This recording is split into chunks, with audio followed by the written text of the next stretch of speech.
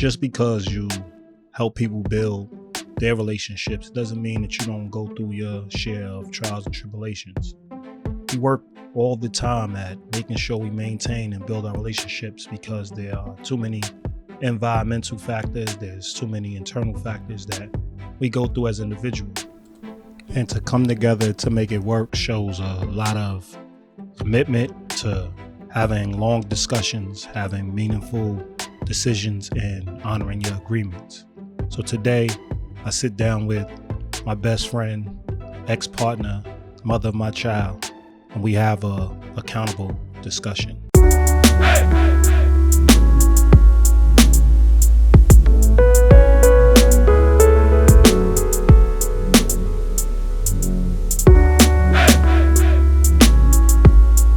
So when you think of like how accountability shows up in our relationship, from the time we were together, at a younger age, and then decided to just be friends, to having a child, making the decision to have a child, and then maintaining and raising a child. Like, how important was it to be accountable in the relationship?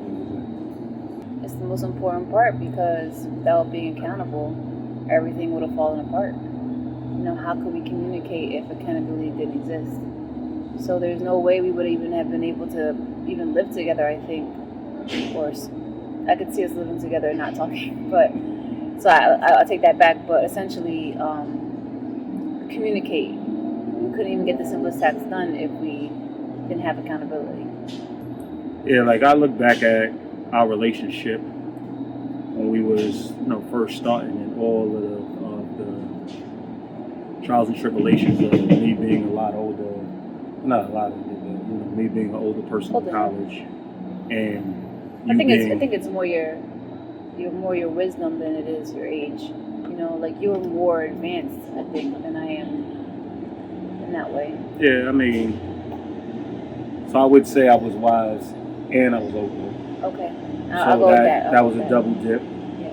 But it went to the, it was all, we started a relationship where you were, we had separate faiths. Yeah. I was already like big on accountable love and being in love and honoring love, and, God is love. And, I was just living every day to be, transparent, to give choice, to, really embody what I believe God gave us. But as you was more into, Christianity, you had a structured faith, and, you was honoring the faith through, through Jesus, through Christ. Yeah, and also more through, like, societal beliefs, okay, or societal norms based off of Christian beliefs, I'd say, so. Yeah, so that, that was the start of all of our friction. And then, me wrapping my mind around dating a younger girl, because I always wanted to be with, an older person, an older woman, because of, my inability to truly connect with people my age, nonetheless connected with somebody a lot younger than me, about 7 years younger than me. And, so that was difficult. And having, a younger brother that was older than you, it was a lot of stuff I had to really deal with and really come to grips with when it came to our overall relationship. But once I wrapped my mind around it and I said, let's be committed and let's work towards a commitment, it was still like, you having a bunch of turmoil when I was, truly devoted, yeah, dedicated, and, and I can see how when you're in thought, a person so absolute can be overwhelming. Yeah. How was you feeling? How was your... Well, I think it was also your ideals where, just earlier you said how we had separate faiths, and it's true for the most part, but I think there is a very strong similarity in things that you believe, or like a core understanding of what you believe and what I also believe. Excuse me. What I also believe, but didn't necessarily match what I also claimed. Okay. Right? So, as an example, if someone was gay, do they belong in hell? I don't think it's right. but I kind of felt like, who am I to say that, it's not right, and what you did was kind of expose me to the reality or to the option of having a say. And that really fucked me up. Excuse my language, but it really did. I mean, it opened up an endless amount of doors. It made me question everything that I believed in from top to bottom, and I really didn't know where to go from there. It was just, it was hard. It was really hard. Yeah, I mean, it was hard on both people's part. Yeah, just on different. And I was young, and I also wanted acceptance from my family. So that was a whole other dynamic that I was dealing with, because it wasn't like I was just turning my back on a faith that I belonged to for a long time, or religion I belonged to all my life, but also my family, because it was like to kind of have not a mind of my own, but to kind of stray from what they taught me was also like, whoa, Definitely. Did you feel like pressured into like making that decision, like feeling like you had to leave your faith? I knew there was a choice to be made, and a choice to be made. So pressured, I think there was pressure, not by anyone specifically, but it was more just like, what am I going to do? Okay. Am I going to keep living a life that belongs to a religion with things that I don't necessarily fully believe? Or am I going to allow myself to have the space to say, because I don't believe it, I'm not going to follow it? And live true to my heart in a way. And because of that, I felt pressured, like I had to make a choice, because I couldn't do both. Definitely. They were contradictory. Definitely. We went through some of the same turmoil, but I just went through it before I committed. So I had that whole idea of age, the whole idea of being equally yoked, the whole idea of I'm gonna start a life, you're still gonna be going through school.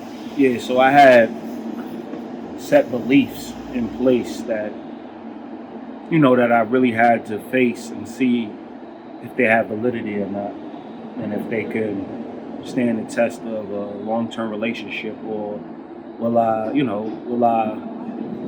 look at or dissect some of my convictions to really see if we can actually coexist as as a couple, as a union. And ultimately, my commitment came from understanding that we could have, I can still honor all my convictions if we, sat down and talked through, really had a clear understanding. I think the main purpose and the main point of us getting together really dealt with the fact that I already knew like what it took. It's all about, being on the same page. We're going to be controversial through a lifetime. We're going to argue through a lifetime. We're going to constantly have, certain point of views that may not align. So we're going to have to really, find where the agreement is and find the common ground. So I know the focal point was, do I want to really do all of that with this person? You know what I mean? So that made it very simple, where it aligned with my convictions. And it allowed me to honor something that I knew that I believed the relationship was. Whereas while in the relationship, you were still trying to. Yeah, I think it was really hard, because I meet this guy who's everything that I asked God for, and more. Mm-hmm. And you came with a whole lot of stuff I didn't expect. Right, so you came in this package like, oh, I'm gonna give you what I got, but I'm also gonna turn your life upside down.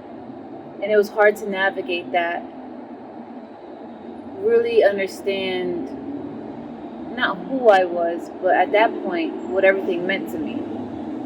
Redefining my terms. I had to redefine a lot of things, almost everything. Even my relationships, where I thought with my family, where I thought, okay, like this is the way it is, and then actually it's not the way, it doesn't have to be this way. I don't have to accept certain things. And so it was just hard to really navigate and give you dedication and answers and conviction when I was like starting all over. I was like a baby, and it was, and again, like you already had all these things down packed. So how can I give all these things back to you equally? So yeah, we were equally yoked, I think, in desire to be good, and desire to always be better. And in our ability to be convicted, and that the desire to honor the idea of what God gave to us.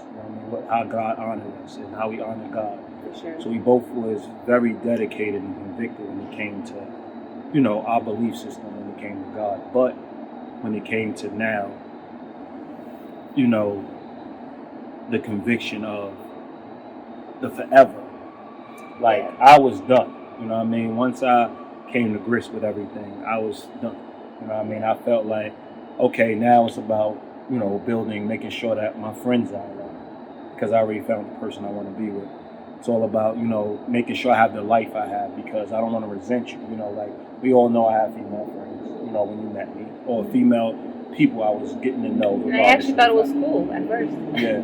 So, I was really cool with them. We slept, we slept in the same bed, I didn't care if they came on to me and tried to, get my attention in other ways, because I truly believe people should do what they want to do, and you should have the fortitude and the conviction to stay focused and not refocus. And ultimately, that faith and that belief, you sometimes, you felt like, okay, that's a betrayal, because I should be shutting it down before it gets. Well, yeah, I think the thing with that is that it made sense to me, and when it makes sense, right? And not only does it make sense, but as an example, you're friends with somebody, you guys are intimate, not sexually, but you're intimate. You might hold hands, or I know not you specifically, but like you cuddle during a movie, and it's platonic. Like there's a closeness there, and it's admirable, right? And so I thought, I was like, wow, that's great that you can do that, and be completely comfortable in your skin, and then it becomes like, it makes sense. Like, why would you stop doing that if there's nothing behind it, right? But I was too emotionally mature once my emotions got involved, because again, you was the first guy I was actually in love with, right? I've had boyfriends, but you actually were the person that I fell in love with. So there was also new emotions I've never felt before, and at the time it made sense. My emotions weren't as strong, and I wasn't as attached. And so now I also didn't share use your logical brain versus emotional brain. Exactly. To make your decision. So it sounds, logically it made sense. Absolutely. But emotionally, when I was in it, it was like, oh no, because I think it's important too. Like, if you're the only person I had sex with too at the time, so I just felt very possessive, very alone, and also questioning my maturity. Then I was like matching, like, well, in order for me to be mature, I should be able to handle this. Completely forgetting about the fact that when we weren't together, when we all listened to the world, like, I completely understood it, But with that emotion, I was just too emotionally mature to really be logical and understand the situation. In reality, though, it does go with your belief system. It's unconventional. And that's one thing you have to, like, I've always realized, like, I'm a very unconventional person. And we have a lot of rules that apply to men versus women versus, I've never, even though I identify and I believe in labels, I never really said, okay, this is what a man should be. I believe a partnership or a friendship or any relationship you join is based on the agreements involved. You know what I mean? So, like, with my female friends, I'm like, if you fall for me, because we're close, and the reason why you become friends is because there is some form of attraction between the two people. And really the reality is I wasn't into anybody long term like I was into you. So I never felt like I had the pressure, no matter if they were lotioning in front of me or, taking their clothes off and, like, trying to entice me at times, by, like, just doing little things that I can see and I'm aware of that you probably spotted and was like, okay, she playing a little close. But I always thought, that's their thing. You know what I mean? It doesn't have anything to do with you. Yeah, whereas the reality, how people really look at it is, oh, it's disrespectful to, stay in the same room and be that close when you know a person may be trying that like you, and they may be trying to, get at you and change your mind and deter your relationship. I looked at it like, yeah, like everything they're doing, and I still want to be with the person. I think it's more honorable when you don't leave the situation. When you look at it head on. You show self-control. Yeah, and when you look at it head on and look that person in the face and say, you can do anything you want to do. We still bring something to each other's life. Let's rewind that. Right. Not anything you want to do. Okay. Right, because you can do whatever. Yeah, you can do whatever you have to do to try to keep our relationship as raw as possible. Meaning, you're honest, you're open, you tell me where you're at in the moment. But I'm not there. And I want to always have, whether it was a gay male, I want to always have that openness for them to express how they truly feel without me having to feel like I have to push them away to honor my commitment. You know what I mean? It's one thing, okay, you have emotions, you're attached to me, things of that nature, but I want to honor my commitment without running from the actual conversation of things happening in moments, whether they just broke up with somebody. They misinterpret their emotions. Like, I want them to be able to go through that and engage with me in that way where they're not always. How you want them to be as vulnerable? Yeah, as vulnerable as possible, while keeping my commitment and my convictions and my, and maintaining my honor. Like, it's not like I always tell people, my honor has nothing to do with the person I'm connected to. It has everything to do with my promise to them and God. So I'm not breaking it, not just because of them, but because there's also a commitment to God. So your word is your bond, and you should always honor it. You know what I mean? Until shown otherwise. Like, once somebody else breaks the commitment, and I believe the contract is now up, we have to change the contract. But I'm going to honor my part. And when you promise to be friends, you don't slight them because you are in a romantic partnership, or you're in a relationship, or you start having kids. You try to maintain the same amount of transparency and try to be there for them so they allow to be open and honest. But I digress. I'm saying, those are the things that, those are things I can see where there was friction within our relationship. And I can see it I always can see it from your standpoint. I just wasn't willing to really, change that about the relationships I have, because I strongly believe that's how a lot of relationships and a lot of romantic partnerships dissolve, because they really build their relationship on protecting somebody's insecurities versus honoring people's commitments and convictions. Yeah, that's what I was going to say too. It's not like, I wanted to take it back, because it wasn't like, oh, I was just emotionally immature and I couldn't handle it, because you're right, it does deal with beliefs. So if I don't want my man to be around another woman who likes him or who's trying to entice him in different ways, I have that right to say, you should leave the room. I want you to leave the room. Definitely. You always have to. Right? Yeah. So it's not. I'm not dumb to that fact, but I want to own it that because I found it admirable that you didn't have to run, and that I wanted to be the same way. Like, yeah, if I feel uncomfortable around somebody, I shouldn't have to run. I shouldn't have to be like, I gotta go, because I think that shows poor impulse control. You know what I mean? Like, there's certain things that now you start to see the insecurity within yourself, and when you have insecurity like that, you are more likely to make bad decisions. So to stay in them, you're like, so that's why I'm saying, like, I was emotionally immature, and yes, it's not the norm to stay, because most people want you to leave. They want you to escape a situation where you might slip up. You know what I mean? But I found it very admirable that you were able to just be like, oh, like, I'm good. Like, what about all the people that just thought you was like so into the guy, you was just sucking up everything he was saying, or you wasn't being true to who you were? I mean, I understand why they think it, because when you don't, especially when you don't know the person, you don't know the context of their relationship, right? The agreements involved. Mm-hmm. You're gonna judge off of what society tells you anyway. You know what I mean? Or what you think. Exactly. Or what they believe themselves. But I'm not gonna. It bothered me for sure.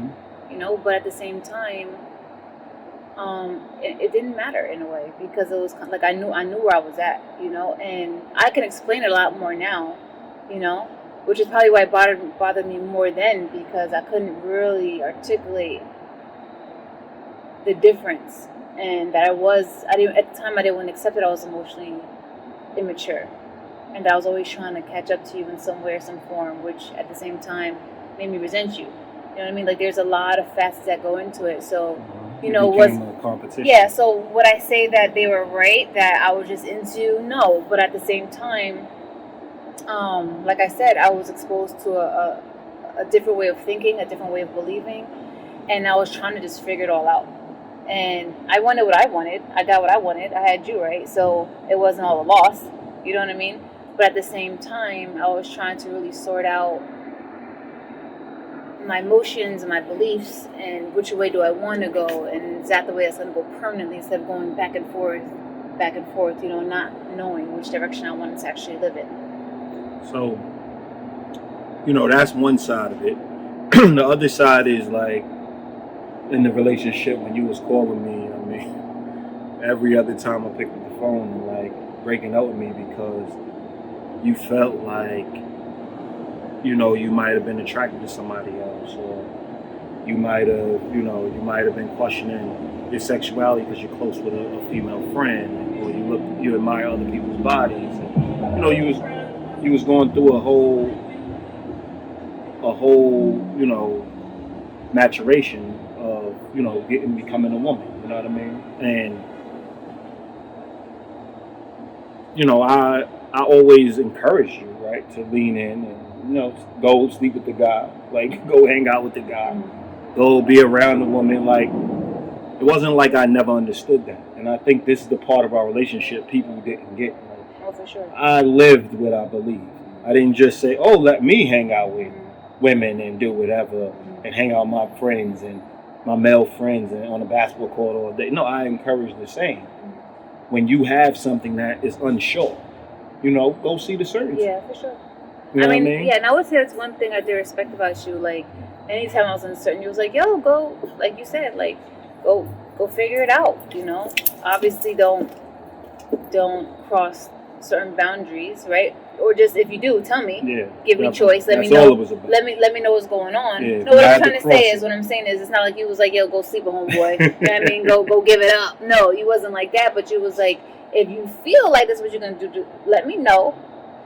We'll talk it out. I mean, the reality is I knew it could go there. Like, once I'm like, yo, go explore it. Yeah. That's what it possibly can go there. But I never wanted somebody feeling like they had no choice but to be with me. Like, there's a whole bunch of people in this world, you know what I mean? And our friendship and what we built, the bond we built, and getting to know each other and building the relationship was important. So that's what I was dedicated to first and foremost. You know what I mean? Like, I've always been a person that believed in friendship first. As we see, I'm cool or semi okay with most of the people I've been in relationships with. You know what I mean? Or if we're not in touch, you probably can get in touch and, it's no ill will. But I strongly believe in the friendship first, but there's no way I can be with a woman that is unsure. Like, so the best way to honor our relationship is to find that certainty. You know what I mean? So, like, I think that's the component a lot of people don't get, like, picking up the phone, heart racing all the time, because there's going to be another discussion about how uncomfortable you are in commitment. You know what I mean? In your own skin. Let's just go with that. And then it affected our commitment. So now I'm losing you every 5 seconds, and ultimately lost you. Everybody thinks, like, because I'm this strong-willed person, I'm the one that broke up with you. I'm the one that walked away from you. You know what I mean? But ultimately you walked away from me, and not because you felt like it was the only choice, but it's because, you cared, you loved me enough to say, I got to figure this out, and you got to figure out life, without me. And I stayed around, like, let's work through it.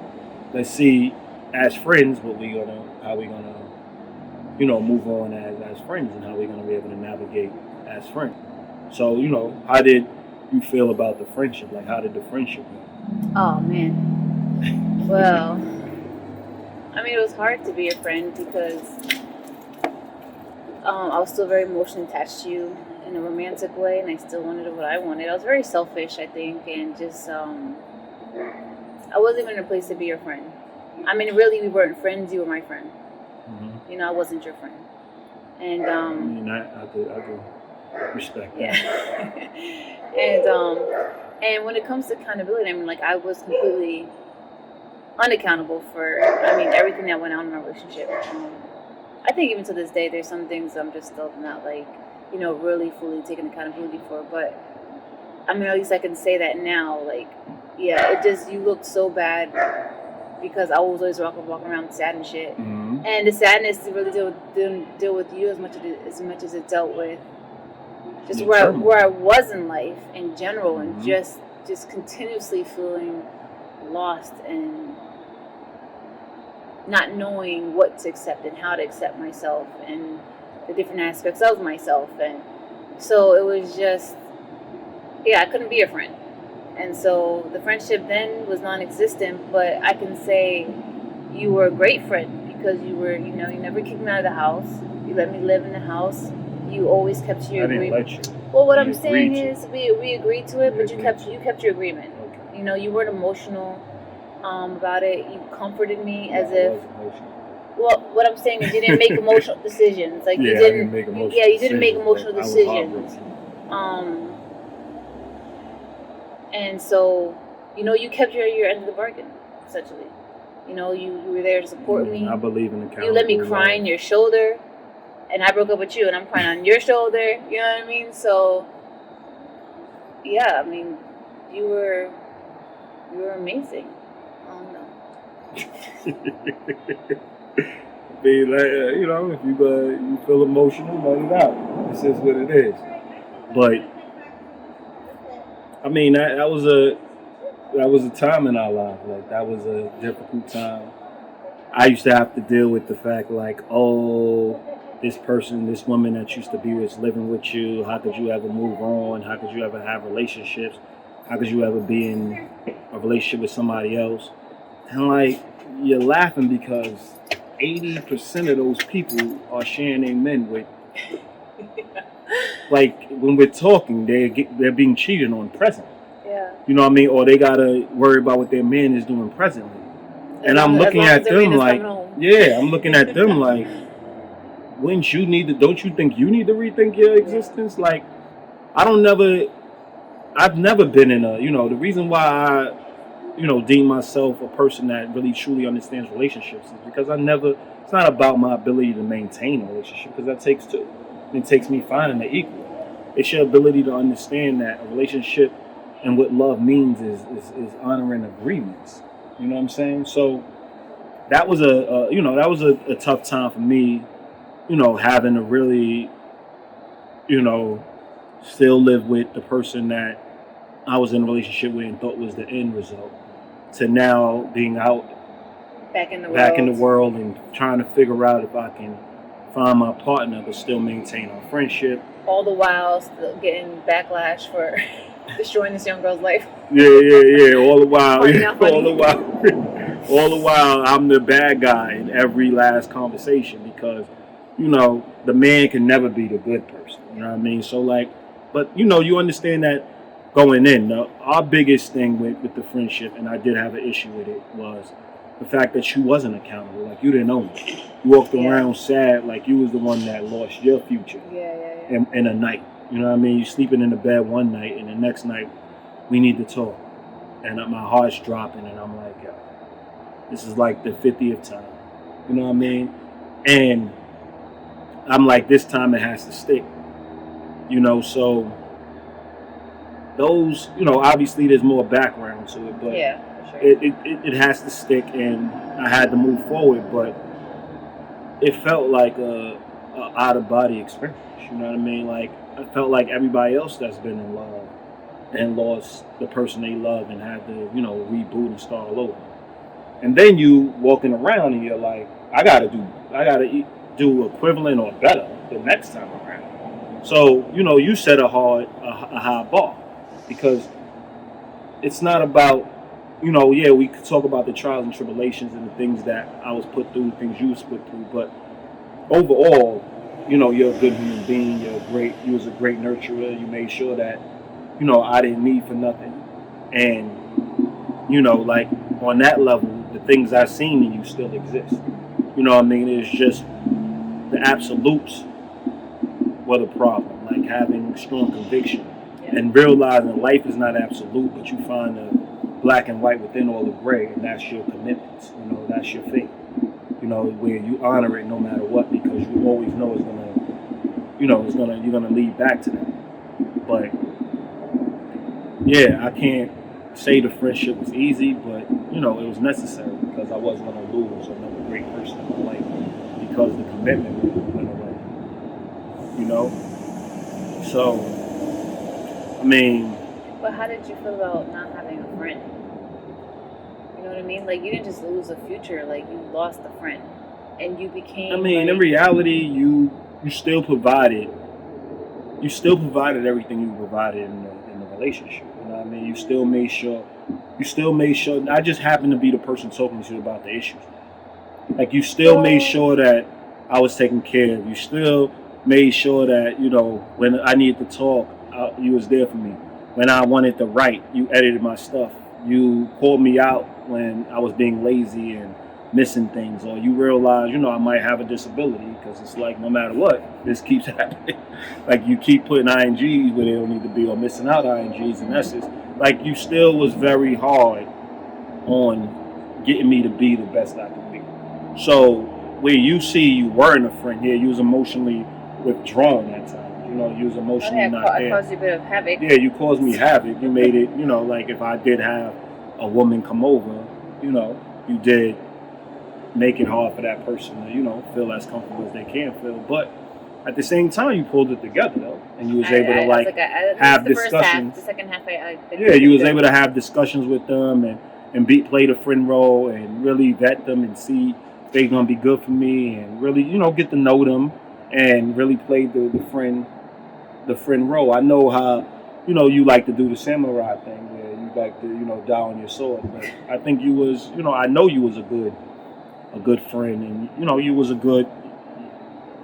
you made me not need to go and find 30 other friends because I know I had a solid friend in you. So I wouldn't say because I had to carry the emotional, you still was there for me in ways that I needed. We all know there's not much I need. I live a very simple existence. Everybody downplays black and white, but really when you have a strong structure, you have a life that you love, you just live it, and, stuff shakes it here and there, and you make the adjustments, and you keep walking forward. Like I'm optimistic. I never believe in going backwards. And I always believe in, keep going after your destination. So I don't think there's much else you could have gave to me. You know what I mean? Yeah, I was in pain. Yeah, I was going through it. But I talked about it. It's not like I was like, oh, let me just you could just rest on me and cry. No, we had it out. We talked about it. We had discussions. We had yelling matches. We have arguments. We had discussions where I was able to get out how I felt. So it wasn't, and you didn't run from me. You didn't close the door. You didn't say, well, whatever, and walk out. Yeah, you didn't close me out. We had the discussion. You stuck around no matter how hard the discussion was going to be. So I don't in no way believe what you believe in your head. Like we wasn't friends. You wasn't there for me. You was there for me. You supported me. You made sure that almost to the point where, every person, like at that time, I think I dated, 2 people in that time. But you made it difficult for them to see the reality of replacement, which is, when you have a great friend in your life, your girlfriend needs to, especially when they're of the opposite sex, your girlfriend really needs, or your soon-to-be wife really needs to come in and really know that she has a standard she has to uphold. You know what I mean? So, you created the standard, and I wasn't going below it. So there was nothing wrong with how, as friends, how we were. You know what I mean? I didn't have no problem with it. Even though, obviously, when you live in the same house and you're going through the emotions, and there's, mean, obviously you had your own room, I had my own room, so we had our space. Okay. But when you had that space and we had our space, we would go back and forth. You know what I mean, on the overall relationship. Like, people look at that distance as like the greatest thing. You know what I mean? The greatest thing in the world. What do you mean? Like, oh, you create the distance, you really start thinking about things, you really, really come to grips with what went on, you need that space. I disagree. I believe it was a better situation because we was able to go through the breakup head on and have a discussion about it. And really, not necessarily get the closure because the friendship was still there and the possibility of a romantic partnership was still there. But we was able, as long as we both were single, that's always happened. But we still was able to like really have the discussion, really have it out, and that's not what society looks at as conventional because they're, a lot of people are cowards. I agree. They don't want to do. I mean, I definitely would have put your name in my contacts as something else, so I didn't have to see it when I scrolled. I mean, I would have hid your pictures, not throw them away, but I probably would have put them all in one box, my first love box, and you know what I mean. So I definitely would have been that person. So yeah, that's another thing. Like, you just continuously show me progressive ways to live. Where now it's like, no, like, face it, stay in it. So. Yeah. I mean, it was in our face. The friendship was there. Yeah. And it was in our face. We started discussing after, the dating and seeing if I can be with other people. And, time went by and we ended up still single. And we started discussing, the likelihood of having a child because we were so close and we did have a strong foundation and we were a part of each other's village. And we were both getting older. And we both was getting older and your biological clock is ticking because, we can have kids forever. And I'm looking at my immortality and, I have already, a daughter, but at the end of the day, it was time to, add to that village. And, most people are not looking at it like think of all the split homes. And the fact that it's in this day and age is weird for people to like decide to have children. It's crazy. Yeah. You know what I mean? I understand us not being together is a part of it. What's crazy. Well, I think the issue is that we still live together. Mm-hmm. We're not together. And we decide to have a kid together, but we're not together. Definitely. So I think that's just like having those two components. It's not like I live somewhere in the Bronx, you live here, and we're like, okay, let's do this thing. It's like I live right next door to you. And the thing that made it crazy is it's 5-6 years of no sex. Yeah, that was longer than that. Yeah, I mean, it was way longer. Yeah, it was a while of both of us. Like, I've dated and intimate, but no intercourse. Let's just say no intercourse was going on. So that whole time, no intercourse on both parts, and now we deciding and it was harder for me because of my faith. Yeah. Because of my belief. I was like, come on in. Because of my belief in having a higher power in that relationship and that promise. But, when it comes to now reproducing and really leaving a legacy, it outweighed, that small conviction I had. And, we decided to, give birth to Aziz Love. I'm sorry, you gave birth to Aziz? You. I said we decided. To give birth? To give birth. We decided. Dope. I just want to take I the understand credit. You get the pain, but I got the 9 months to run into the store, to making sure you was on point, to making sure you was good when you was bedridden. You did. Okay. Bedridden. Well, you wasn't bedridden after trying to run the reservoir. I would say bedridden. At like 8 months. Like, you were stuck in the bed for like 3 days. Stuck in the bed, like barely can move to go pee. Had to call me to help you out of bed to pee. What would you call me? I was a living nurse. Okay.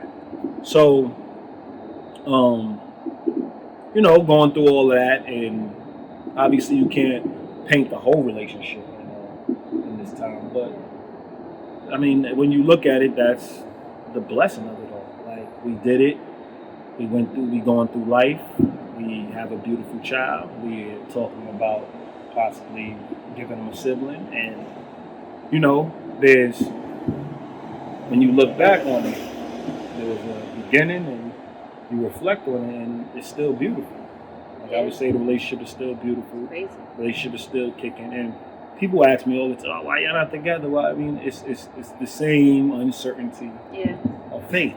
Like it's the same thing that's going on, and it's not even a faith anymore. It's like throughout the years, you get tired of being doubted, even though you show up. Well, I mean, it's like a lot me, of I get tired of being doubted, so I wouldn't go that route. There's a lot of things. I think it's faith. It's being convicted in faith now. Still understand. There's still things, that. Like I speak in absolutes, right? And I don't. You still like wonder. I'm still figuring it out. You still believe that you're being a realist when you don't. Like I remember, to give an example, I remember when some woman was saying, how I'm going to a basketball game, you can win or lose in a basketball game. That is the reality. But the reality is, once you get in the game, somebody's going to win, somebody's going to lose. That's the reality, right? So now there's alternate realities. Instead of going through all the philosophy, I believe I'm going to win. And I go in believing I'm going to win. If the outcome changes, then I let the universe take care of it, because I control what I can. So I'm very certain in what I can control. Yeah, and I'm very much protect yourself from the fall. Yeah. So I'm like, from I can what win, you can't control. I can lose. So let's hope for the best. I'm putting my all out there. Let's hope for the best. Definitely. And as soon as it's a tie game, or we down one, I'm like, oh shoot, You're thinking the worst. I don't know what's going to happen. Yeah, I definitely don't say, oh, I'm going to win this. I'm going to tackle this. And I think that's a very good example of how, and very relatable to how I live my life in general. Definitely. And so that's such a big difference between you and I, because, definitely. And I admire the way you live. I just haven't mustered up the ability. I'm a very committed person. Yeah, I haven't mustered up the ability, or maybe I'm not that faithful of a person yet. Like I'm not there yet where I'm just like gone to the wind, like where I'm just complete. But I want to be there. It's just hard for me to be there. But you've been wanting to be there for I know, about but 15, that's 16. That's what I'm saying. So it's a hard thing for me. It's a hard thing for me. That's the answer to everybody's question. I really strongly believe that you can be with somebody who's kind of iffy with you, and that there's room in our village for that person. And I can be with somebody who is very convicted in their faith and their belief.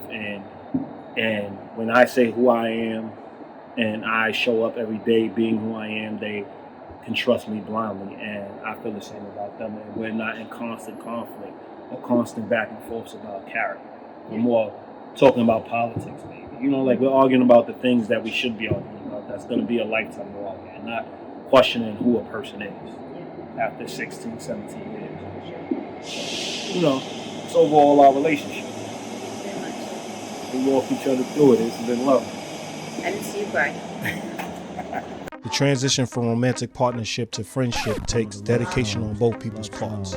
If both people are truly committed to being in each other's lives and being a positive in each other's lives, then the transition will go smoothly. Both people must be fully dedicated and immersed in each other's lives for this to work.